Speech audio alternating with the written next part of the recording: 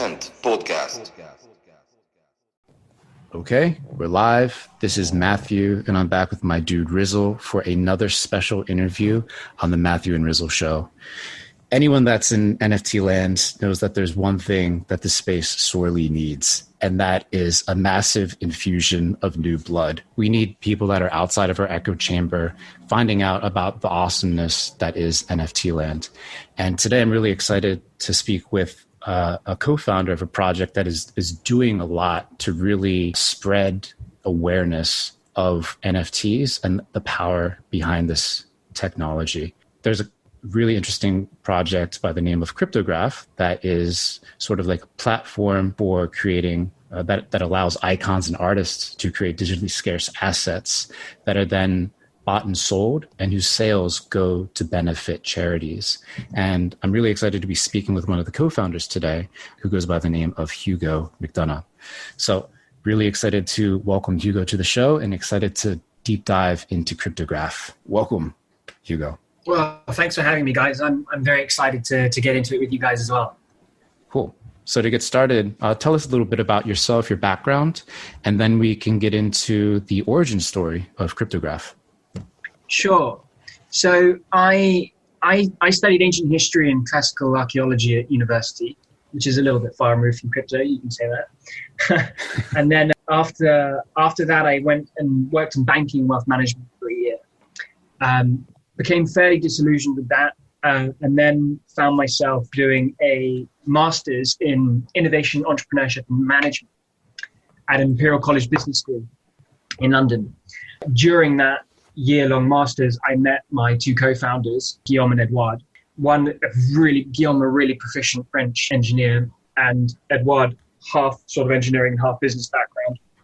And the three of us, straight out of uni, decided to start a business. And we started in property technology. So the first thing we did together was build a business that was creating virtual reality experiences for property developers. So this was back when, Oculus Development Kit 1 was out. I mean, it was very early days. We were, as an opportunity to be like, well, look, if you're trying to sell an off-plan property, it's a hole in the ground. Why don't we bring it to life with VR and you can walk around, experience it as if you're there, and just be much more of an effective marketing aid, really, for the developers. Cool. We started back, straight out of uni. We ran that for a year or so, but basically we were far too early for the market. It just wasn't there yet. So we then closed that down. We jumped into another real estate technology business that was going to be using big data to help matchmake home sellers and estate agents, realtors, using performance metrics. And then just before we were going to launch that business, the opportunities that were, the NFT space really just started kind of mid 2017, as it were, or just started to really get going. It was around that time that three of us sat down with my older brother, George, who'd been in crypto for a long time. We started discussing opportunities in the space, really digging into how interesting the technology is. But a little bit else about myself. So I also have a background in impact investment. I've invested in a couple of impact-based funds and projects.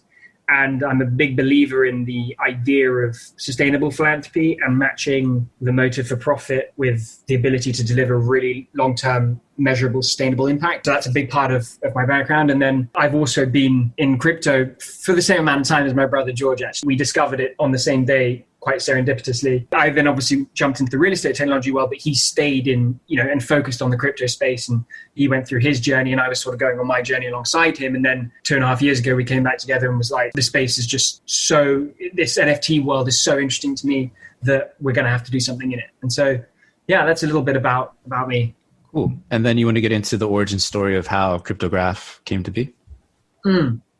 Yeah, so it was this almost the night before the launch of that other real estate technology business I was talking about, with using performance metrics for a matchmaking engine between home sellers and realtors. Basically, the night before we were going to launch it, myself, Guillaume, Edouard, and my older brother George, we all met up in a bar in London to discuss an idea that we had in the blockchain space. About half an hour into that discussion, we got onto the subject of NFTs. George had the initial seed of the idea where he was like, this whole new world of digital scarcity that is being created is such a huge fertile ground for innovation and opportunity.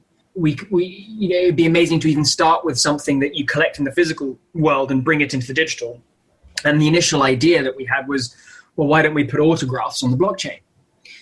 People collect autographs. People used to collect autographs. They're special. So that was the initial seed of the idea. And then we took that idea in the bar, and basically 10 hours later, 4 a.m. after many whiskey sours, the four of us left, and we had decided that we have to start something in this space. So the seed of the cryptograph idea was this idea of autographs on the blockchain. And then out of that, me, Edouard, and Guillaume went away, and we started thinking about just that idea. And actually, it could be more than an autograph. It can be any kind of content and media. It can be the sky's the limit in many ways. And so it was that seed that then progressed. 1 week turned into 2 weeks, 3 weeks, 4 weeks. And after about a month, we'd already written half of our white paper, and we were sort of sitting there going, this is so awesome, we have to pursue it. So we actually ended up putting our other stuff on hold, and we went full hog into Cryptograph. We raised a seed round a few months later in August. The rest is sort of history. The evolution of the project is quite like when we just started out and we had that idea of autographs on the blockchain. It was after 1 week of thinking about that, it was then we can do any kind of content. We can get icons and artists, inherently collectible, famous individuals who have personality cults behind them to create any kind of unique content that's meaningful. That's when we were looking at auction systems and price discovery systems on the blockchain, and that's when we came up with our GBM auction system, which we can discuss in more detail for sure, which is the system where, all thanks to smart contracts and programmable money, we can have this price discovery system where if you place a bid and then you get outbid, you make a return. And so you can be incentivized to bid, and you make a return based on helping to discover the value of the asset. And this is a whole new form of price discovery that blockchains and smart contracts has made possible. So that was really exciting. And then in the midst of all of this, there was the opportunity here to plug right into the heart of this whole model, philanthropy. And that really excited me, because with a cryptograph, it exists forever, it can't be destroyed. Its secondary market revenues are set in stone. Its price discovery system is very interesting. All of these facets of programmability that we created. And now we can create these things and attach them to a positive outcome, attach them to a philanthropic cause that the creator cares about. Basically create a passive fundraising tool for charities that exists forever, basically creating a digital philanthropic legacy. And when the recipe of collectability on the blockchain, digital scarcity, famous individuals and artists that are inherently collectible, combined with sustainably decentralized, trustless philanthropic system, alongside this new price discovery and auction and trading system, that's when we kind of brought all these different four layers together. And we got really, really excited by the whole thing. And then we went and raised our seed round.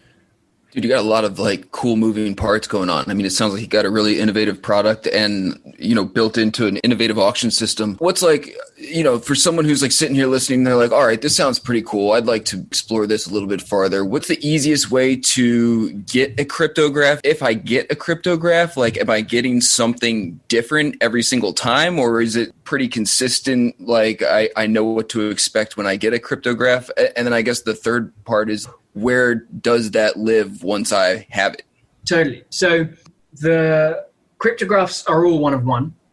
We might potentially look into additions in the future, but we really love the one of one and making them really special. And so, we're going to be sticking to that for the foreseeable future, really. And in terms of what a cryptograph is, well, a cryptograph can be any digital creation, or indeed any physical creation that is then represented digitally, made by an icon or artist. Obviously, the platform's very highly curated, so it's not anyone out there in the world can create one at this moment in time. In terms of what a cryptograph is, as I said, any type of digital content, physical content can be represented digitally. But at the moment, to start with, we tried to create the simplest possible version of a cryptograph, really. And also, in doing so, actually get a lot of creativity from the creators, because you go to them essentially with a digital canvas, whether it's a tablet or another digital device, and you say, look, create a piece of artwork or write a message, or do something creative and sign it and create your piece. That would be your cryptograph. And so that's where we started. And so many of the cryptographs that have come out thus far and that will be coming out still, they are digital images, really, with the signature of the creator, story and narrative behind why they've created it, what it is, etc. But in the not too distant future, cryptographs is going to be more than just these artworks. They're going to be songs. They're going to be, they're going to be audio files. There's going to be videos. I mean, obviously, Miron, the artist, just created his first cryptograph, which just recently sold, which is this beautiful video that he made in VR, where he started producing GIFs. So it's really all of the kinds of mediums we understand at the moment in the NFT space. I mean, we had this big piece with Ashton Kutcher that went out where he was the first to kind of look at what we were doing, and he said, well, I'm going to create something physical, and then I'm going to digitize it, and then I'm going to destroy the physical original, so that the essence of my cryptograph only exists in the digital realm, which is obviously the idea. So that's, and we have a lot of artists now looking at that process, and a lot of other people who are interested in doing physical to digital, and then, destroying the physical original so that it fully transcends to the digital realm, which is really interesting. That's the sort of array of cryptographs and possibilities of cryptographs. We should be seeing lots of new types of media and content coming onto the platform as time goes on. In terms of what a cryptograph is an ERC-721 token. So it acts in the same way as a 721. And once you have won an auction or you bought it off somebody else on the secondary market, you own that token that represents the ownership of a piece. The only change to this that we've created is an extension to the ERC-721 standard, which is called ERC-2665. And what that does is it makes the transfer fees a mandatory amount based on its current value, and it makes the transfer fee mandatory. So currently in ERC-721 world, a lot of secondary market transactions aren't enforced on chain. They're either socially enforced or, just hoping out of the goodwill of the buyers and sellers. And for us, this is an issue because the purpose of the cryptograph is to raise money perpetually for its creator and for its cause, and to act as its digital legacy. It's an NFT with a purpose. That's its, that was the design. And also, we really like the idea of aligning the interests of the collectors and the creator over the long term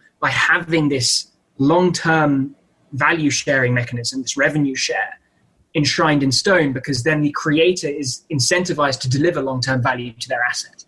And there's a lot of other things that a cryptograph could be in the future, not just representation of the ownership of the piece. It can be access to potentially an event. It could be access, it's a link between the creator and the collector. And there's lots of things that we're looking to do there. And if you incentivize the creator over the long run to add this value because they have a share in it, we think that's a much more powerful tool and system of alignment between collectors and creators. That's really what a cryptograph is. It's an ERC-721 with this mandatory transfer fee extension, which is ERC-2665. So it lives in your wallet just the same as a 721 does. There's so much good stuff that you touched on there. There's several threads that we could pull on, but the one thread I want to go back to is Ashton Kutcher. Sure. Not just because he's so amazingly on the ball with so many new innovations and projects. That dude is so on it.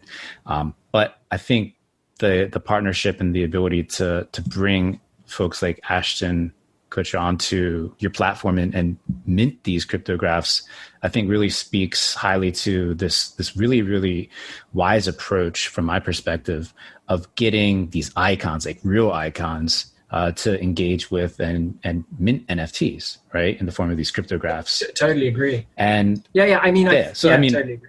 In addition to Ashton, I feel like there's so many other big names that I've seen populate and pop up on my Twitter feed that I feel like we should hit folks with all of those big icons that you've been working with. And then if there's anyone coming in the future that you can tease out, I feel like that's cool. We started obviously with, a kind of homage to the creators of the system that we all live in, Ethereum. So we launched with about 10 or 15 what we would call sort of crypto pioneers, which had, it started with Vitalik, of course, who sold really well. And that was, a really great start for the platform straight out of, sort of stealth mode and then into the public sphere. Then we had other creators like Jutta Steiner, who, from Web3 and Polkadot, Emin Gansira from Avalanche, Mihai, obviously one of the other co-founders of Ethereum, people like that who really helped us start the whole space, and big thought leaders behind the decentralized world and indeed, what enables NFTs.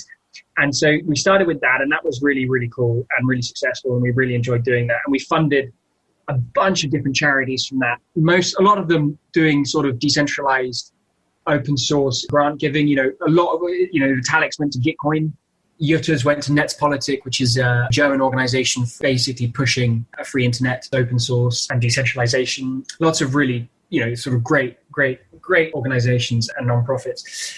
And then after that, we started moving into more of the sort of celebrity world of cryptograph. We sold over about 40 plus cryptographs to date.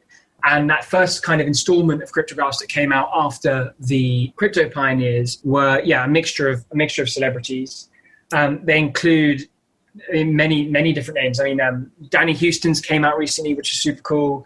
Ryan Felipe's, Michael Rosenbaum. Then, of course, we did Seth Green's. There's been a whole bunch of names that we would all recognize, and that that's all part of our mission and sort of vision, is to bring that really wide audience out there and that mainstream audience into this new world of ownership and collectability and scarcity in the online realm. Then after that sort of series of celebrities, which had a couple of artists in there as well. Gregory Siff, really, really cool street and pop artist from LA who did a really cool piece early on. And then we sort of moved into another sort of round of celebrities after that first batch, which includes, Paris Hilton's, which did very well, her cat, which is, fairly, I guess, apt considering how synonymous cats are with NFTs. Obviously, we did Ashton, Josh Hutcherson's, which was cool, Stephen Dorff, Ashley Green, Carrie Elwes. I mean, there's a lot of really cool pieces out there. Then earlier this month, we just started doing our first kind of series of crypto art pieces. There's some crypto artists out there that we really love and we really enjoy their work. And we wanted to kind of, along the same frame of bringing this more mainstream, we wanted to release their work alongside sort of well-known contemporary artists. And that's what we started doing. So we had Retna, really well-known graffiti artist by origin, but also now a studio artist. And he went out alongside Hexiosis. And then we had Joe Sola, contemporary, very conceptual contemporary American artist that just went outside alongside Euramiron. And this idea of putting them out in pairs, one contemporary artist alongside one sort of grassroots crypto artist, was for us a really great way of, showcasing and combining these spaces and, trying to attract collectors and consumers of contemporary art to, what's going on in our world and try and combine both of these worlds. And that started off really well. And we've done two pairs now thus far. We've done Retna and Hexiosis and Joe Sola and Euro. And earlier this week, we were releasing Alec Monopoly alongside A Lot of Money. And A Lot of Money's piece was just, it is really awesome. And so those are the next two that will come. But obviously, as we're now all living in this extremely inflationary gas price world, we've basically halted our regular weekly schedule of releases. And now releases are basically going to be fairly dependent upon gas prices, because otherwise bidding becomes prohibitive on our platform. Kind of had to slow things down. But we've got, another 8 or 10 artists coming out in pairs. And then after that, we've got a bunch of really cool musicians that are going to be coming out who have done some really cool pieces, like Tom Morello has done one, Eve has done one, Tyson Ritter from All American Rejects. And then we've got some other really big actors alongside that coming out after that. And then, then there's plenty more out there as well. So there's going to be lots of really great stuff coming. At the moment, it's all a little bit dependent on on the gas prices. Dude, I'm curious about like the continuum of reactions that you've gotten as you approach some of these people that are sort of outside of the crypto sphere, like non-crypto, non-NFT literate people. And just, I mean, obviously you've got like a lot of cool people on board. I'm going to assume there's like a variety of reactions. It seems like Ashton Kutcher like sort of got it like pretty quickly, or at least like that's outside perspective I had. But I would imagine like for some of these people, this takes like a little bit of hand holding or talking through. And man, just curious, like who gets it immediately and who was like on the fence, and what's the type of reactions you're getting as you're approaching the general public? Yeah, totally. It's a wide variety of reactions. Like all of what we're doing at the moment, basically our main job is education, right? Like it is educate. Some people really click it really fast and just, understand that, in the same way that I can own a Picasso in the physical world because of its physical authority and tangible ownership, I can now have the same thing in the digital world because there's an immutable source of truth and verifiability behind who owns this piece, and it can't be duplicated. and the ownership of that, the registration of ownership of that can't be duplicated. And that people get that because then they basically go, okay, it is digital scarcity. It's from physical to digital, and it's, in this case, we do one of ones. And so people can own it and buy and sell it and trade it and have certain rights and rights attached to that you could have in the physical. And so, that's where you really start. You basically start with all of these people saying, look, previous to blockchain technology, and really you could also argue, smart contracts on Ethereum, you could create something digital, but it's just a series of zeros and ones, and I can easily copy paste that, and you don't know the original from my copy. So how can you create any kind of scarcity? And therefore, how can you build any value on top of that scarcity layer? Now, with blockchain, you can create that scarcity, and you can create that value because only one person can own it. That's where you start, and then out of that, you kind of expand on then, the opportunities that presents, or the scope and the innovation that can be done around that, particularly because you now have, such a level of programmability. You can create trading rules, you can create trustless infrastructure, you can create new price discovery systems like we have, etc. Then you can slowly take them down the rabbit hole. Usually after the first kind of 5 minutes of me talking about that and starting there, I can figure out pretty quickly whether this, the person I'm talking to is engaged or finds this exciting, or is just immediately kind of like, I am just not anywhere near what you're talking about. I don't even, if their level of technical literacy is not very high at all, then I'll keep trying. Obviously, as an entrepreneur, I'm evangelizing this space and what we can do with it, and I'm very, very passionate about it. But with some people, it's a glazed over look, and you've lost me. And with others, it's, wow, digital scarcity. What does this mean? Hang on a minute. Does that mean this? And then, they start asking questions. So, yeah, it's a variety of responses. All the people who we've launched with thus far, I would say nearly all of them have been them and their people, if you will, their managers and others, have been interested in it and have been curious and like the idea, and they like the idea that this thing can't be destroyed. They like the idea that it's perpetual revenue for a good cause and the creator should they wish to take a share. They like, these are new things that is now possible that does create an element of interest from them. I think we've definitely approached people who have had that glazed over look, and they have not come to the platform yet, but we will endeavor to get them. But supposed to name drop, man. I want to hear it. Ashton got it. So and so, totally clueless. Yeah, I know you want to name drop. Well, Ashton did get it. The other person who really got it was Paris, which was really really cool. She totally got it. Who else got? Obviously, a lot of the artists that we will be releasing, the contemporary ones, got it because it's an easier thing for them to grasp from their world. And obviously all of our crypto pioneers at the beginning instantaneously got it. Who didn't get it that we have? Who needed a lot of explanation? I can't think of anyone just yet. But we ran in a... That's pretty good, man. If it's hard to think of someone, I mean, you must be doing a pretty good job of getting the word out there.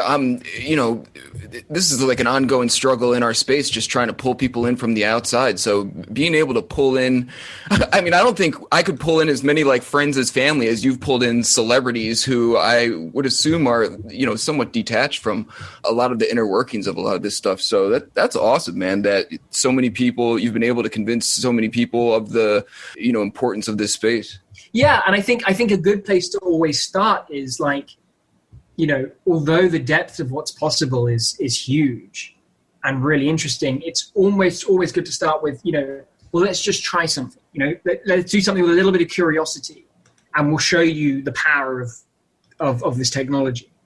And so, that idea, especially with some of these personalities, of starting small with something fairly simple and a fairly simplistic concept that is really about sparking curiosity is a great way to get a foot in the door and get started. Yeah, I imagine too that the close association with benefiting charity probably helps with this. I mean, that's just like a great association totally.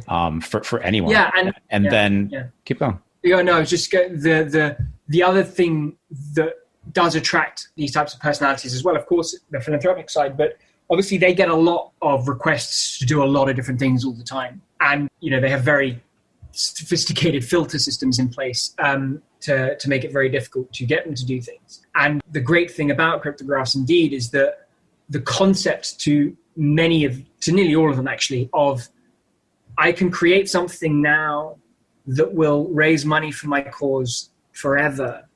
And if I ever want to kind of boost the value of that or push more revenue generation potential from my creation in the future, I can add layers of rewards or things like that, or what we call boosts. And that concept to them was really interesting because they can do some work now, they can put more time in and effort in now, but that has a really long tail to it, that with not that much effort next year, let's say, when they want to raise again, they can do something that's just practically easier for them. And that was a big pulling point for a lot of these people, because they get asked by a lot of different institutions and foundations to do a lot of different things, and that takes a lot of time. And here they can do one thing and then add value to it over time with very sort of easy, simplistic things. And that was a big draw. And then I'm curious, like on the partnership side, like even going a little bit deeper, is it just one, like one of the three members that are actively working on the management side, reaching out to managers and like utilizing your own networks to get these folks on board? Or I'm curious, like the nitty gritty of how you're actually able to lock a lot of these icons down. Yeah, well, it's been a hell of a journey. So we raised our seed in August 2018, and we spent a year developing and building the whole system. And then sort of late 2019, late 2019, early 2020, we were in a position where everything was ready to go and start onboarding creators. Now, we started with, I went to DevCon in Japan, and I went and pitched this, as it were, to a lot of the crypto pioneers and creators that we wanted on board. And that's where it sort of started. And then we spent a lot of time figuring out how we were going to garner supply. And the only way to do that is, it's like anything, it's a network, and you need to find entrance and ways into the network and then grow out from there. And it starts with a few and then it snowballs. So we spent a lot of time finding partners that were going to help do this and that had the network and that were interested in what we were doing. And in late 2019, actually, we brought on two new partners into the business who are both based in LA on the West Coast. And they basically, they're predominantly in charge of all of the outreach and talent management. I active in that with them. And my other co-founder, Edouard, through our own networks as well, outside of those partners, are active in onboarding lots of other people through agents and managers, etc. Guillaume doesn't do any of that. Guillaume's fully on the tech side. But with our new partners in LA that we started working with in early 2020, we then went and did an event in February in LA in the hills on Oscar weekend, where we set up this kind of studio in this event, and where a lot of stars were coming for the evening, and we asked them to come in, and when they would walk through our studio, we gave them the brief pitch and overview as to what Cryptograph is, and then we gave them devices that they could create art on. And it was all to help with the Australia wildfire relief crisis that was happening at the time. That was a really great way to get a lot of birds with one stone, if you will. Sort of in that moment and in that space, put NFTs in their minds, put digital collectability in their minds, put perpetual fundraising tools in their minds, these kinds of things. That was a really great way to kind of get the fire lit. We did that a lot with the help of our partners in LA. And then from there, it's been a lot of, it's been then, again, personal outreach and, using the network as much as possible. It gets easier for sure the more the ball is rolling.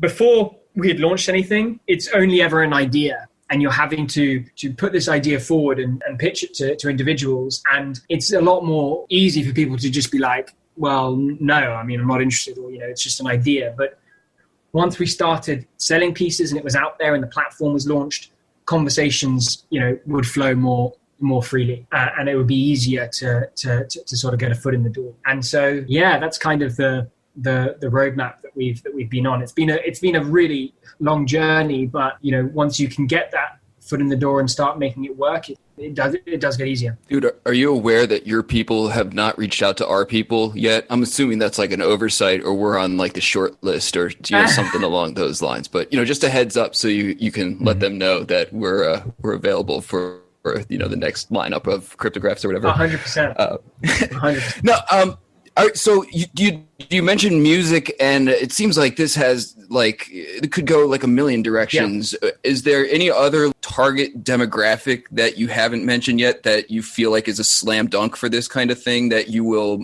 be moving on to, or could see this like moving on to down the line? Yeah, I mean, we want Cryptograph to be very much kind of like sector agnostic, like talent and meaning and fame and all of these things isn't just isolated to, music and media and sport, although sport is one that we would very much like to pursue that we haven't put out there yet, which we will pursue. But also there's so many different areas of expertise and sectors where, there are people that others admire and there are people that have achieved great things in those sectors. Science is one thing that we're really interested in. Some of the great thinkers of our time and inventors, it would be amazing to get a series of pieces of, whatever they might be, whether, it's homages to inventions that they've made, or it's new thoughts that they've had, or it's art, whatever it is, made by these people out there. We'd love to do that. Obviously, I mentioned musicians, sports personalities, of course. We're going to obviously continue to push crypto artists and crypto pioneers, because we really want to be celebrating everything that's happening in our space alongside that more sort of mainstream world. We're doing a lot of looking more at also contemporary artists, and we're going to try and bring some really big contemporary names on the platform, because we want to kind of make some waves in that traditional world. It would be great for the Sotheby's and Christie's of this world to kind of start to sort of blink wildly at what's happening here. That's the kind of reaction we'd like to provoke. And that's a space that we're looking at. Then we'll be doing a release of, obviously, fame is not in one place. It's very regional. Like it's, we're looking at doing a series of Bollywood performers and other sort of fashion stars from India, where alongside that we want to do a series of fashion pieces. So we'd love some of the top designers in the world to create, one-off works or concepts of things that they could put out there as their cryptograph. So yeah, there's a lot out there and a lot of different avenues that we're pursuing. And I guess every time we go down an avenue, we realize that another one appears. There's a sort of infinite number of possible categories of exciting things to creators to pursue. Yeah, it really does seem like the sky's the limit in terms of application. But like we were talking about before we started recording, and I think you alluded to a few times already, there's this big ass elephant in the room that goes by the name of insane gas prices. And yes. I know there's talk of like a great migration being underway amongst all the projects that are built on and utilize Ethereum blockchain that are being impacted severely by the gas price. But I'm just wondering if you can generally talk about how the gas prices are impacting Cryptograph and some of the general steps that you guys are putting in place to try to deal with that. Totally. So it is an NFT scourge, the gas prices. There's no other way of putting it, really. It's causing us a huge amount of problems because the complexity of our auction system and our trading system is high. It is a very complex smart contract ecosystem to make all of that logic work and run fully on chain. And so to place a bid, it's a complex amount of data. It's a gas intensive transaction to push.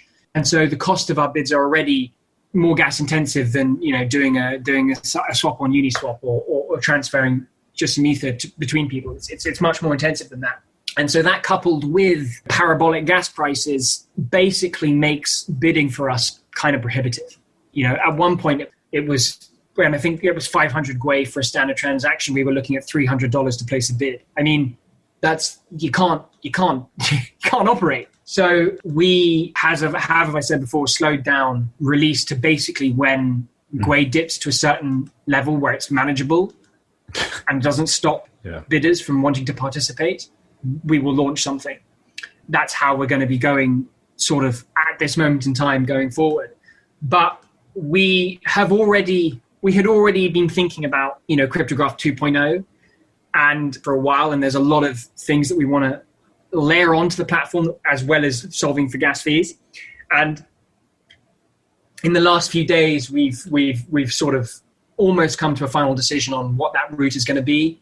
There will be a migration of sorts. I mean, everything will still exist on Ethereum and all of the ownership structure and all the rest of it, but all of the gas-intensive parts of the auctioning and bidding, etc., will move to a new layer. There's going to be some really cool things that we're going to do alongside that actually I think the whole space will be able to utilize as well, which will be very exciting. But that's months away from being able to happen. So in the interim, it's put something out there when gas prices give us the opportunity to do so. And we're also seeing if there are other ways that we can put, pieces out there and sell them. But we're big believers in doing it in an on-chain and decentralized fashion. If you want to do that, it's impossible to do it without gas. So yeah, that's kind of where we're at the moment. I mean, it's all very recent for us as well. I mean, we only put out the announcement that we were going to put stuff out there when gas prices hit a normal level rather than following our weekly schedule about 2-3 days ago. So yeah, and it's a huge, it's funny. It's a massive signal of the utility of Ethereum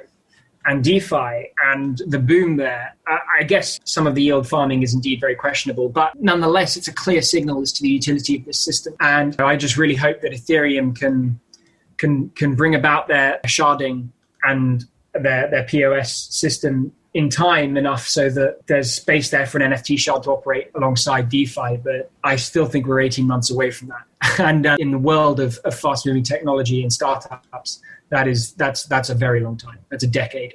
So yeah, we are looking at our new solution at the moment, and we're very excited by it, but it's going to take time to put it out there. And I think that it's going to be the same for many of the projects and people in our space. I mean, I was on OpenSea a few days back trying to buy some wearables for my Crypto Voxels character, and I wanted to buy some shoes which were going to cost me like $5 or $6 worth of Ether, and it was going to cost me $80 to purchase them. And I mean, if that's happening, it's kind of like, I mean, yeah, your volume, your transactions, your trading, everything, it's just going to all kind of grind to a halt, which is a massive shame because it will slow innovation and progress. Oh. Totally, man. It's like a bloodbath out there right now. I mean, I feel like everyone's feeling the same pain, and even people who aren't involved in projects who are just like fans of the space and want to participate in collecting or like the same games, or just like you said, man, just buy like a pair of shoes at an affordable price. You can't even get them to your wallet. I was actually like looking to change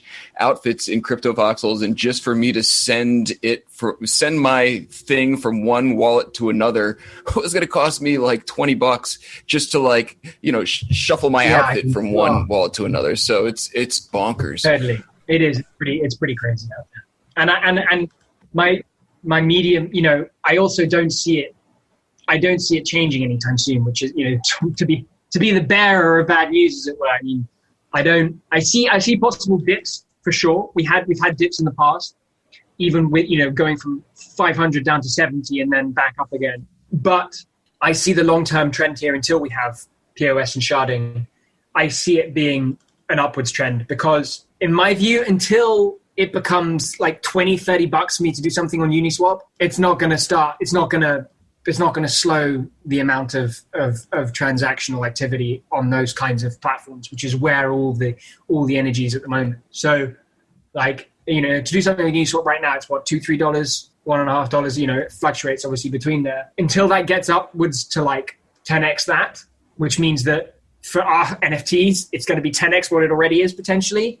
I don't see transaction activity in that space slowing down. So yeah, I think we're in for a tough ride. And so I would definitely, which is what we've started doing, look to try and push as many projects into figuring out a layer 2 solution or a workaround or, some kind of way to get through it. Dude, in a perfect world, things go back to normal. We're always interested in what people are playing around with on the side and what kind of stuff they got in their wallet. Like outside of Cryptograph, like if gas were at a functional price point, what do you like to collect, or what do you play around with in your own free time? So I am a big fan of Gods Unchained right from the get-go.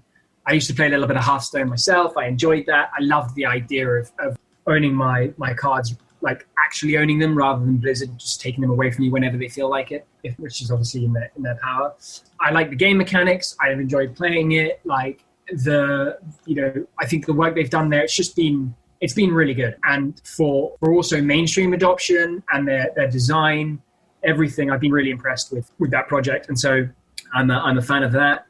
I also dabbled in the world of CryptoKitties for a bit, as I imagine everybody has. I have always enjoyed crypto art, but never really started collecting until, I guess, about sort of 5-6 months back now. So fairly recent, really, for me. And I really started getting into that. And I'll just see pieces that will appear to me as I scroll through things like Maker's Place and Super Rare, and I'll see pieces and I'll just be like, love that, gotta have that. And if I'm lucky enough, I'll win it. So there's definitely some crypto art in there. I like what the guys at BullionX are doing. I love the idea. I love the way that the sort of 3D gold tokens are shown. I love the idea of putting gold behind these pieces. It adds that extra layer of specialness to it. Yeah. So in the world of NFTs, I've got myself obviously. No NFT collection would be complete without a punk. So there's a couple of punks in there. Yeah, like those are the things that I've been really into since the space. Since I really got into the space. But I think the thing that I'm getting most into at the moment is definitely more of the art side of things at the moment. But yeah, really glad to hear that more folks are coming into the crypto art space. It's always nice to see after being in there like a little bit earlier and be like, when the hell are folks going to get it? And they're definitely starting to get it now. Sure. For sure. Yeah. Definitely. I think, and it is like, for me, it's no longer a matter of if, it's just when. And part of, I think, obviously gas fees, sure, massive issue. There are solutions. But I think the other thing that's really crucial that we've definitely encountered on our side is the friction of crypto. Like it's a nascent technology. It's not easy to get your head around. Like when we had Paris Hilton putting out her work to all of her fans, she put out a tweet to 17 million people. We had a lot of people coming to us and being like, yep, this is cool. Can I do it with PayPal? And it's like, I wish you could. We're just not there yet, And then it's like, but you can easily click, create a wallet in one click, and then you can, click get ETH in that same wallet, and there's an on-ramp in the same interface. And as soon as I say the word on-ramp, or I say, you can spend your dollars to get Ether, they're like, PayPal? I'm like, nope. So that's also part of what we're working on for Cryptograph 2.0, alongside solving for the gas problem, is we really want it to be as usable as possible for people with, PayPal and fiat, etc. We want to jump into this space. We want to use our network of creators to get the message out to these people, and then they need to come to a platform where they don't need to go through hurdles of self-education when there's a dominant design for the internet already that they're used to, as long as what's happening on the back end is decentralized and trustless and working in an on-chain fashion so that their ownership is real and scarce and immutable. That's what we're aiming for, and that's, I think, what the space as a whole just always needs to keep pushing for, because there will come a point where that clicks, and that tiny little bit of friction that we've managed to take out, that one layer of friction, will just change the game for the whole NFT space and mainstream adoption. Projects like Nifty Gateway and Maker's Place that have enabled credit card purchases for crypto art. I feel like that's the play. Totally. Don't even go to PayPal. PayPal is almost super annoying at this point for me and a lot of folks, but credit card's way more approachable. Totally. So definitely we covered so much ground, I think, in this conversation, and there's so much to look forward to for Cryptograph. But before we wrap this up, I just want to make sure I give you the chance to shout out all the channels that folks should be following Cryptograph at. And obviously gas prices have put a little pin in a lot of the things that you have going on. But if you want to let folks know what they should be looking out for in the horizon, this would be a perfect opportunity. Totally. Well, follow us definitely on our Twitter at Cryptograph. That's where most of the updates and all the latest information comes out, especially now that we're dropping pieces essentially based on gas prices. So there's not going to be much, lead in. You're not going to get much of an ability to plan, because we can't plan. So it's going to be fairly last minute, and it'll come out when it can come out. And so definitely follow the Twitter. Definitely join our Discord. The link is on our Twitter profile. That's where most of our community exists. That's where a lot of our discussions and feedback and ideas, and we ask our community members to think of creators that they'd like to put forward. So our Discord, definitely, which you can find on our Twitter profile at Cryptograph. We've also got an Instagram, Cryptograph Co., which is a great place to follow as well. And our Medium. Definitely our Medium is a good place to go, because the Cryptograph project is very multi-layered. We wrote a fairly intensive white paper about the whole vision and what we want to achieve. And we've kind of broken that paper up into 4 or 5 sort of more bite-sized articles that talks about each of the main layers that are part of the Cryptograph recipe. So definitely take a look at the Medium as well. Cool. Well, Hugo, thank you very much for taking the time out of your schedule to talk with us about all the things related to Cryptograph. It was definitely fascinating. And like everyone in the space, we all have to bang our heads together to figure out what the best solution is to deal with these gas prices.